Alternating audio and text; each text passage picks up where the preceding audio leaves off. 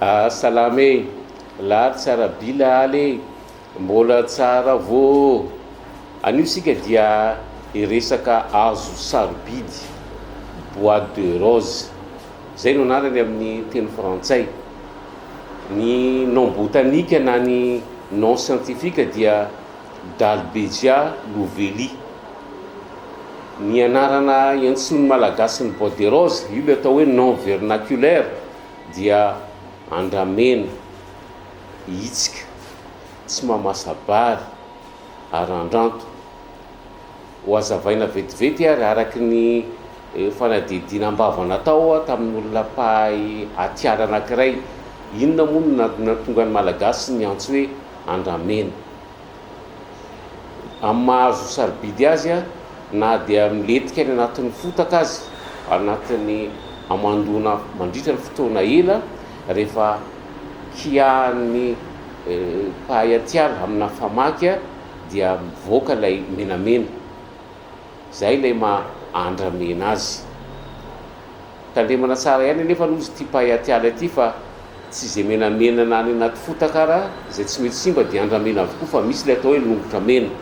Fa ny mpahay atiala moa mahafantatra hoe andramena zany io na dia fantaonany maro ary niletika tany anaty fotaka tany, hoe inona mo mahatonga azy anaty fotaka moa tsotra be ny fanazavana, tapaky ny rivo-doza dia na ihany koa nisy fahasimbana hafa misy nahazo an'ilay kakazo. Zay ny fanazavana momba ny andramena. Ny faharoa kosa dia hitsika.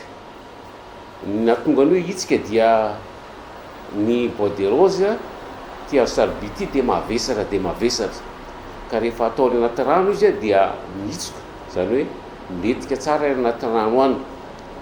Reny toerana lavitra zay tondrasana azy reny dia mandalo anaty rano dia mihitsoka izy ary anaty rano, zay no mahahitsika azy. Ny anaran'ny fahatelo dia tsy mahamasabary. Ny fanazavana ambava ihany enquête orale io dia noho izy mavesatra, raha atao kitay dia sarotra tokoa le tongavana ny an-tanàna. Noho izy mavesatra ihany koa sady sarotra vakina dia zay raha izy no andrahoana vary dia tsy mahamasabary. Zay zany ny fanazavana tsotsotra aloha ny tsy mahamasabary. Ny anaran'ny fahaefatra dia arandranto.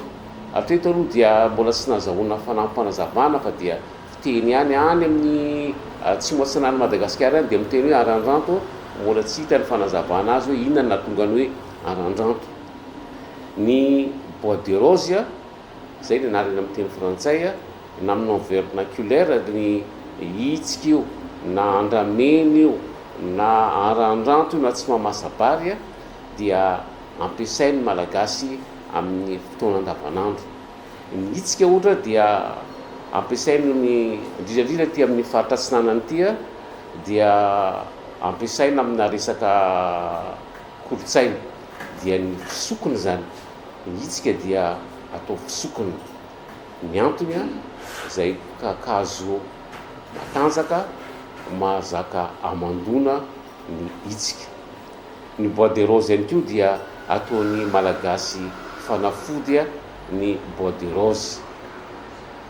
Zay no fandarantsika androany ndresana momba ny bois de rose na ny anarana scientifique Dalbezia loveli. Somby tsara amin'ny dia tantara manaraka.